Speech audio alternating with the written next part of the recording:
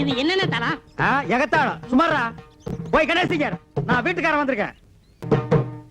என்னடா கூப்பிட்டா? மாமி என்ன சொல்றாரு சாமி? என்ன விஷயம்ன்ற? வாடகை வாங்க வந்திருக்கேன்னு சொல்லுங்க. இப்ப தர முடியாதுங்கறார். எப்ப தருவாருன்னு கேளுங்க. ஒரு 6-7 மாசம் போகட்டும்ங்கறார். ரொம்ப தான் நீங்க ஆட்டாதீங்க மாமி. ஏன் ஒரு 6-7 வருஷம் சொல்றது தானே மாமி? செலவுக்கு பணம் இல்ல, கொஞ்சம் கொஞ்சமாவது தவணை முறையில என் வாடகை கொடுக்க சொல்லுங்க மாமி.